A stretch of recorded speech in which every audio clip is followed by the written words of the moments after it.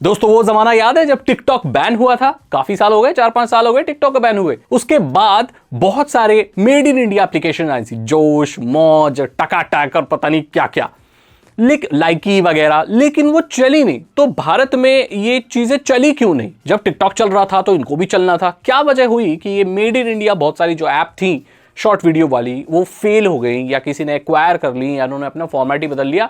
अब मार्केट में कहीं भी वो नजर नहीं आती। इस चीज के पीछे आज हम बात करने वाले हैं। देखो, जब टिकटॉक बैन हुआ था ना, तो जो बाकी सारी ये जो मेड इन इंडिया एप्लीकेशन है, इन्होंने मौके का फायदा उठाया था।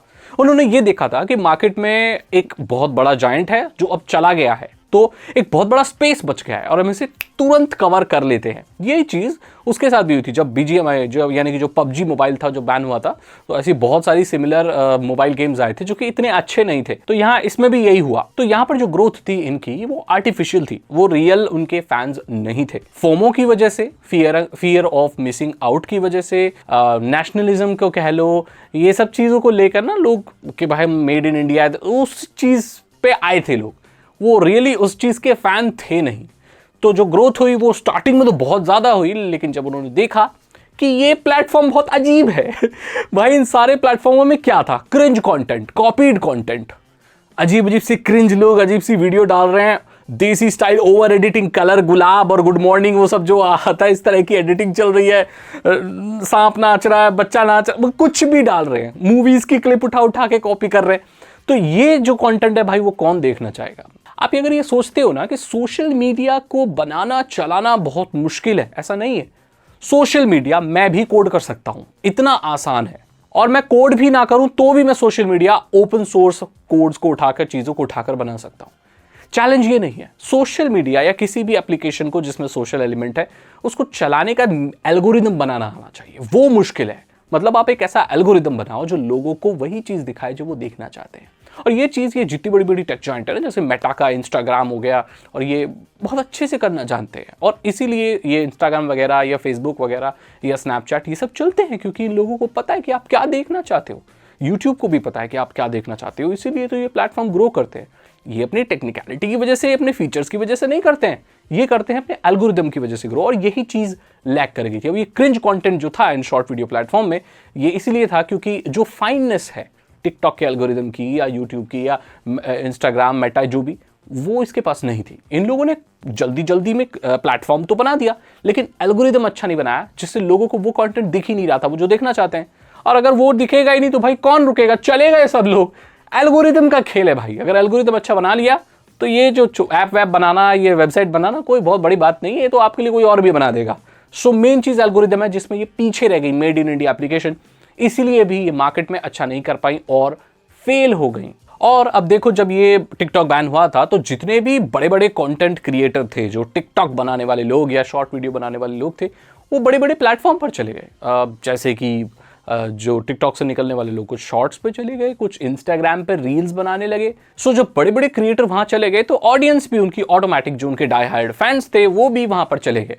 और इन छोटे पुट्टे छोटे प्लेटफॉर्म पर कोई भी नहीं था। हालांकि इन्होंने बहुत कोशिश की पैसे वैसे देकर, लेकिन बात बनी नहीं। लोगों के पास भी इतने फंड नहीं थे, तो ये दे नहीं पाए। और अगली वजह यही थी इसके फेल होने की, कि यहाँ पर ये जो छोटे छोटे प्लेटफॉर्म थे, यहाँ पर पैसा कमाने का एक बढ़िया मास्टर प्लान नहीं था। मतलब लोगों को मोनेटाइजेशन इतनी अच्छी नहीं मिल रही थी, तो जो कंटेंट क्रिएटर है वो क्यों बनाएंगे? हाँ, टाइम पास के लिए कुछ लोग डाल रहा है, व्यूज आ रहे हैं। और वहां पर ज्यादातर जो व्यूज थे इन इंडियन प्लेटफॉर्म पर, वो फेक थे दोस्तों, वो बॉट व्यूज थे। यानी कि आप कुछ भी पोस्ट करते रहो, 100, 1000, 500, ये सब तो व्यू आपको आते ही रहेंगे।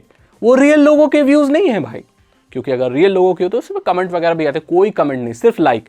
वो बॉट से डाले हुए लाइक होते हैं। और जितनी भी सोशल मीडिया प्लेटफॉर्म होती है ना, जब वो स्टार्ट करती है तो ये चीज़ को करती है ताकि लोगों को फेक इंगेजमेंट दिखती रहे और उनको लगे कि हाँ, उनकी वीडियो कोई देख रहा है, लाइक कर रहा है, तो वो और बनाते रहे और बनाते रहे।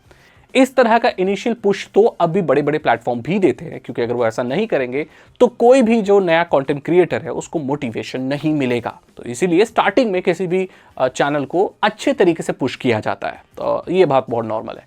तो वहां पर बहुत जो बॉट वाली जो चीज़ें मिली वो लोगों को इंगेज करके रखी, लेकिन लोग समझ गए कि भाई कोई तो देख ही नहीं रहा है, पैसा तो इससे हम कमा ही नहीं सकते हैं, तो इसीलिए भी लोग वहां से चले गए। अब यहां पर देखो ये मर्जर और एक्विजिशन का जो चीज है ये भी खेल आ गया। अब देखो कोई भी प्लेटफॉर्म जब अच्छा नहीं चल रहा है तो वो ये करता है कि भाई इसको बेचें बिजनेस को और पैसा बना के हम लोग निकल ले। तो क्या है कि अभी तो शायद मौज वगैरह शेयर चैट ने खरीद लिया है, किसने खरीद लिया है, और जोश जो है वो शायद कोई लाइव स्ट्रीमिंग ऐप बन गई है। टकाटक का कोई ठिकाना नहीं है, वो शायद मौज के साथ मर्ज हो गया था। तो आधे मर्ज हो गए, आधे ने फॉर्मेट चेंज कर लिया और अब ये कहीं भी मार्केट में नजर नहीं आते। मैं आपको बता दूं कि जो मौज है ना उसने इनिशियल डेज में 100 मिलियन या 60 मिलियन कितने डाउनलोड्स हासिल किए थे। 60% जो ऑडियंस है ना उनकी पहले दूसरे साल में ही चली गई। यानी कि आए तो बहुत लोग, क्योंकि ये मौके पे आई थी चीज जब टिकटॉक बैन हुआ, लेकिन लोग वहां पर रह नहीं पाए, रुक नहीं पाए, इन सारी वजहों से जो मैंने आपको बताया।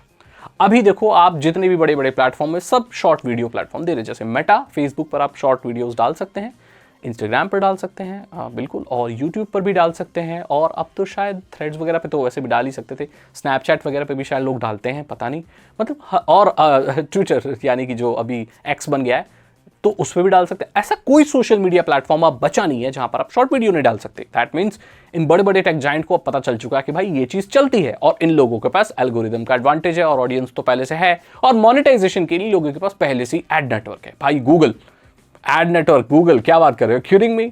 तो भाई ये सारी चीजें हैं। अब मेटा, अरे भाई मोनेटाइजेशन वो भी चला रहा है, हालांकि इतना अच्छा नहीं है उसका लेकिन फिर भी है, और वो एक्सक्लूसिव कंटेंट और वो सब्सक्रिप्शन बेसिस पर पैसा तो आप कमा ही सकते हो। स्टार वगैरह का भी कॉन्सेप्ट अगर आप फेसबुक पर शॉर्ट बनाते हो तो उसमें आपको देखने को मिलता है। सो अब मार्केट इन लोगों ने, टेक जाइंट्स ने ऑलरेडी कवर कर लिए, तो अब बहुत स्कोप कम है, ठीक है। अगर पहले ये लोग अच्छा एल्गोरिथम करते शायद कुछ कर पाते। मैंने यहाँ पर बताया आपको कि ये मेड इन इंडिया जो ये छोटी छोटी ऐप आई थी वो क्यों नहीं चली, वो क्यों फेल हो गई। अगर आपको ये वीडियो अच्छी लगी तो लाइक करें, दोस्तों के साथ शेयर करें। अगर आपको कोई और वजह भी पता है तो कॉमेंट सेक्शन में जरूर लिखना, और आप बताना कि आप इनमें से किस पर थे, या किसी पर भी ना आने का अगर घमंड है तो वो भी बता देना कॉमेंट सेक्शन में, पढ़ता हूँ। अगर वीडियो अच्छी लगी तो लाइक करें, दोस्तों के साथ शेयर करें। साइबर सिक्योरिटी और एथिकल हैकिंग में इंटरेस्ट है तो डिस्क्रिप्शन चेक करें। मैं मिलता हूं आपसे अगली वीडियो में। Thank you so much and good